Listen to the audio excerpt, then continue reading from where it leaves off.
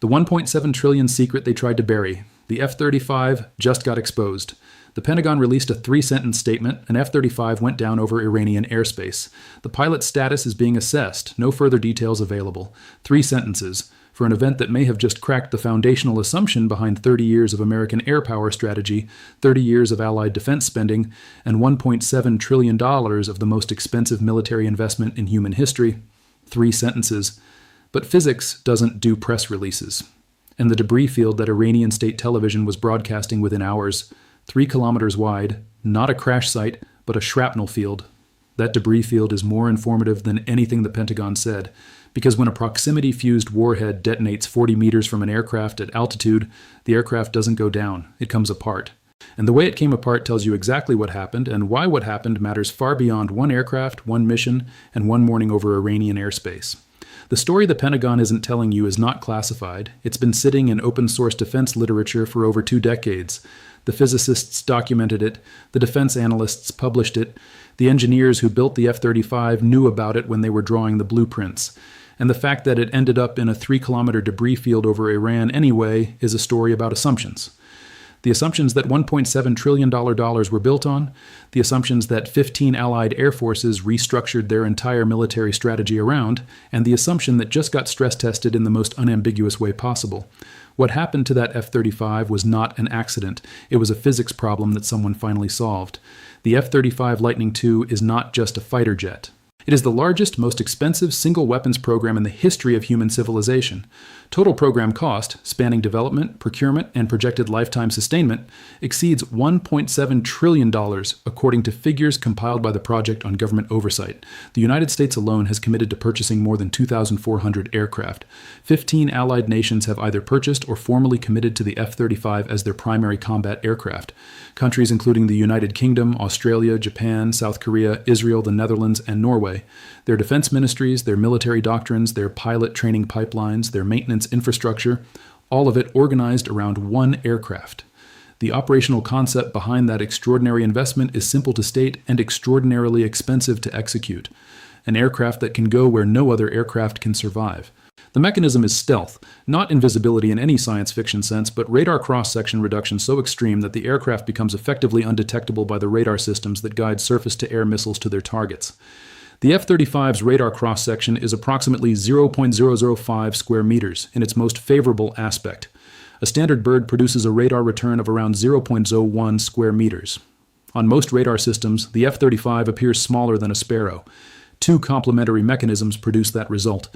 The first is shaping. Every surface angle on the F-35, every edge, every blended curve between the fuselage and the wing, every carefully managed panel line is designed and engineered to deflect radar waves away from the emitting source rather than bouncing them back. The distinctive, angular, almost alien appearance of the aircraft isn't aesthetic. It is physics applied to geometry, a shape whose every surface is solving the equation of how to send radar energy anywhere except back toward the radar receiver. The second mechanism is radar-absorbent materials, specialized coatings applied across the entire aircraft surface that convert incoming radar energy into heat rather than reflecting it. Together, those 2 systems produce an aircraft that is, against the radar types they were designed to defeat, effectively invisible. Against those radar types. That last phrase is where the story actually lives. Stealth is not a universal property. It never was. The engineers who built the F-35 understood this, and so did the defense analysts who evaluated it, the defense contractors who bid on the program, and the Pentagon officials who justified its unit cost to appropriations committees year after year. Stealth is a frequency-specific property. The shaping and the radar-absorbent coatings were designed and optimized to defeat specific frequency bands, specifically X-band and S-band fire control radars operating at centimeter wavelengths, the high-resolution precision targeting systems that guide modern surface-to-air missiles to within meters of a moving target at altitude. Against those systems, the F-35's stealth measures perform exactly as advertised. Against VHF radar, they do not. And the reason is physics that was documented in peer-reviewed literature before most of the pilots currently flying the F-35 were born. When the wavelength of a radar signal is comparable to or larger than the physical dimensions of the aircraft being illuminated, a phenomenon occurs called the Rayleigh scattering region. In the Rayleigh scattering region, the geometric shaping of an aircraft stops functioning as a radar deflector.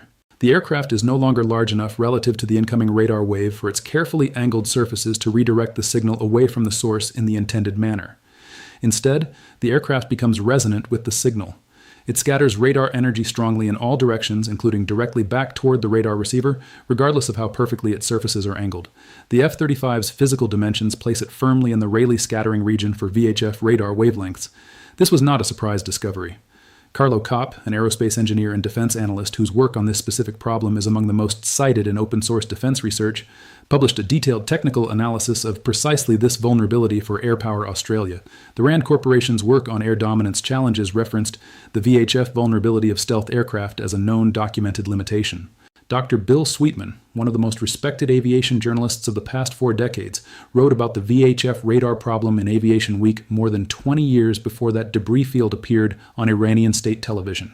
The information was public, it was cited, it was understood. So the question that immediately follows is obvious. Why did they build it anyway? The answer is an assumption, a specific technical assumption that was reasonable when it was made, held up for decades of real-world operation, and may have just been invalidated in the most consequential possible way. The assumption was this: VHF radar can detect a stealth aircraft, but VHF radar cannot target one. VHF systems, long wavelength, low frequency, provide detection capability, but the resolution of those systems is measured in kilometers, not meters.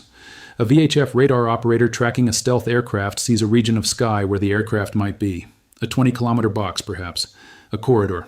A general zone of probability. What a VHF radar cannot do, under that assumption, is provide the precision location data required to guide a missile to intercept. Missile guidance needs accuracy measured in meters. VHF provides accuracy measured in kilometers. That gap, the execution gap between detection and precision targeting, was the safety margin that stealth aircraft were operationally relying on. The thinking was logical. Even if an adversary with VHF radar could see a stealth aircraft on their scope, they could not translate that detection into a targeting solution precise enough to guide a missile to impact. The aircraft would still be immune to the practical consequence of being detected. And for decades, that assessment was correct. No adversary had the combination of technical capability, sensor integration, software sophistication, and trained operators required to close that gap in real combat conditions. The United States military's intelligence assessment, based on everything they knew about adversary air defense development, was that Iran could not close it either. The debris field 3 kilometers wide over Iranian airspace is the most direct available answer to how that assessment held up. But before getting into exactly what Iran did to close the gap, it's worth pausing on how long the gap-closing problem had been publicly known, and how specifically the solution had been described, because that context changes what this shoot-down means for every other stealth aircraft in the sky. The Bavar 373 is Iran's most capable domestically produced long-range surface-to-air missile system. Iran's defense ministry unveiled it publicly in 2019, and the initial international coverage focused on its stated specifications: mobile radar units, centralized command and control architecture, and missiles with a claimed range of 200 kilometers. Those specifications are real, and they represent a serious capability in their own right. But they are not the part of the Bavar 373 that brought down an F-35. The interesting part is the radar bands the system operates on. The Bavar 373 integrates radar operating in the VHF band alongside higher frequency L-band and X-band systems. This multi-band architecture is documented in open-source military analysis from the Royal United Services Institute in London and the International Institute for Strategic Studies. It is not classified. It has just not been explained clearly to the public audience following this conflict. The VHF component is not new technology. VHF radar predates the Cold War. The British chain-home system that helped defeat the Luftwaffe in the Battle of Britain operated in the HF and VHF range. The Soviet P-18 early warning radar, fielded in 1970, operates in VHF. These systems are older than color television. What Iran built is not a new radar. What Iran built is a system that combines older radar types in a specific architecture designed to close exactly the execution gap that F-35 stealth was relying on. The kill chain works like this. The VHF component detects the F-35. It cannot produce a missile guidance solution. The resolution is too coarse, the location data too imprecise, but it does not need to. What the VHF detection accomplishes is narrowing the search space. Instead of an X-band fire control radar searching the entire sky for a target with an RCS the size of a sparrow, it is now searching a defined 20-kilometer corridor where the target is already known to exist. That is a fundamentally different problem. A 20-kilometer corridor search for a low observable target is a problem that an X-band radar can solve, even against an F-35, in a way that open sky detection cannot. The VHF finds, the X-band targets, the missile fires, and in between those steps there is a data link. software managing the handoff in the milliseconds before the aircraft changes course, and operators trained to manage the entire integrated picture under combat stress. This is sensor fusion. The concept has been theoretically described in defense literature for over 2 decades. The challenge has always been making it work in real combat conditions. Precise timing, accurate data integration between disparate radar systems across different frequency bands, software capable of handling the sensor handoff while tracking a target moving at Mach 1.5 through a dynamic electronic environment, and operators who can manage the whole picture without the kind of processing lag that lets an aircraft maneuver out of the targeting corridor before the firing solution is complete. The United States military's assessment was that Iran could not close that execution gap, that the engineering would always lag behind the theory, that the integration problems would remain unsolved under combat conditions. The 3-kilometer debris field suggests that assessment needs revision. Beyond the radar fusion story, there is a second technical dimension to Iran's capability that multiple analysts have flagged in the aftermath of this shootdown, and it may be more strategically significant than the VHF detection story because it bypasses the radar problem entirely. The F-35's stealth is optimized against radar-based detection. Its shaping and radar-absorbent coatings address the electromagnetic spectrum. What they cannot address is the infrared spectrum, the heat signature produced by the aircraft's engines and by aerodynamic friction against the air as the aircraft moves at high speed. Iran has developed passive electro-optical tracking systems and infrared search and track capability, IRST, as components of its integrated air defense architecture. Passive infrared targeting emits no radar signal. It cannot be detected by a radar warning receiver. An aircraft flying a mission, its electronic countermeasures watching for radar lock, will receive no warning from a passive IRST system searching for its heat plume. Iranian-backed Houthi forces in Yemen have already validated this approach against coalition aircraft in that theater. The released footage from the F-35 engagement reportedly showed the aircraft flying a steady course, deploying neither countermeasures nor evasive maneuvers, consistent with a pilot who had no indication from his systems that a targeting solution was being developed. The combination of multiband radar fusion and passive infrared tracking represents a layered, counter-stealth architecture that attacks the F-35's low observability from 2 fundamentally different directions simultaneously. The radar measures defeat radar-based detection and electromagnetic targeting. They say nothing about infrared. The infrared measures reduce heat signature at the source, engine design, exhaust shielding, but cannot eliminate it because a jet engine at military power produces heat that physics will not allow to be hidden entirely. A system that can bring both detection pathways to bear, fusing the outputs in a unified targeting picture, has effectively bracketed stealth from multiple angles at once. That is what the Bavar 373's integration architecture appears to have accomplished. The debris field over Iran is one confirmed data point. Military analysts will argue about what it proves and what it doesn't, whether conditions were unique, whether the aircraft was operating at reduced capability, whether this is an isolated case or a demonstration of repeatable capability. Those arguments are worth having, but the strategic implications extend well beyond their resolution, because the question those implications turn on is not whether Iran can reliably do this every time. The question is whether the operational confidence that stealth aircraft can penetrate sophisticated integrated air defenses has been definitively disproven as an absolute guarantee. The B-2 Spirit bomber is built on the same foundational physics as the F-35. Its radar cross-section numbers are different. Its exact frequency vulnerability thresholds are different. But the fundamental proposition that stealth shaping combined with radar-absorbent materials makes an aircraft untargetable by surface-to-air missile systems is identical. The B-2 carries American nuclear gravity bombs. It is the primary instrument of American conventional deep strike capability against the most heavily defended targets on Earth. Every B-2 mission profile that penetrates defended airspace has been planned on an assumption that a VHF plus higher frequency sensor fusion system with the execution capability to close the targeting gap did not exist in the adversary's inventory. That assumption just received a direct challenge. The F-22 Raptor, the most maneuverable air superiority fighter ever built, with stealth characteristics widely considered superior to the F-35's, operates on the same physics. The Next Generation Air Dominance program currently under development builds on stealth as a core design requirement. Every dollar of those programs, every training hour, every operational plan built around the premise of stealth penetration sits in the shadow of a debris field 3 kilometers wide over Iranian airspace. China's People's Liberation Army Air Defense Forces were watching. The PLA has invested heavily in what it calls counter-stealth radar capability, specifically the JY-27A and JY-27V VHF band radar systems, designed explicitly for long-range detection of low-observable aircraft.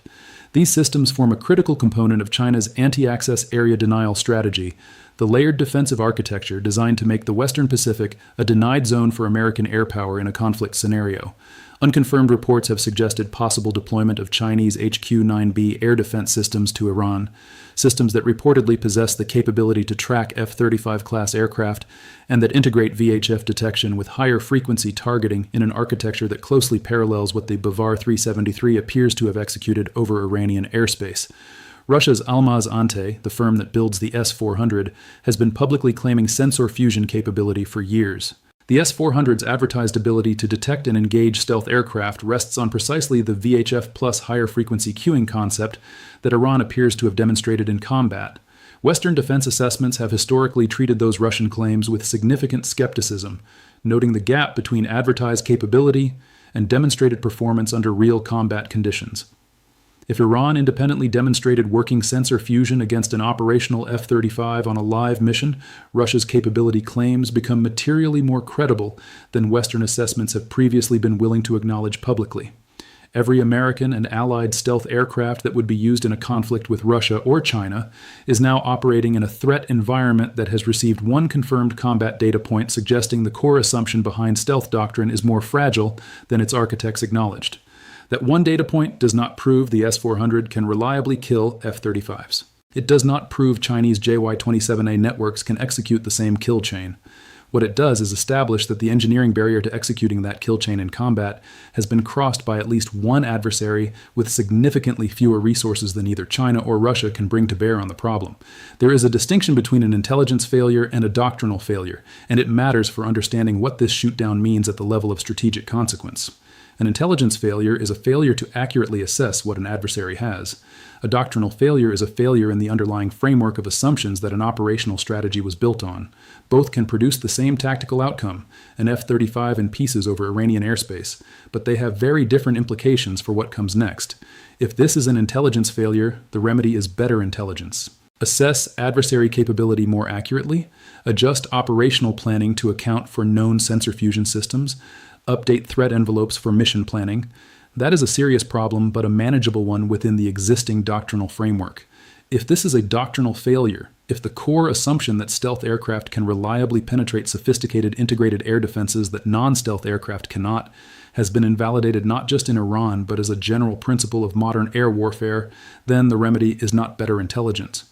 The remedy is a fundamental reconsideration of the entire investment logic that $1.7 trillion was built on.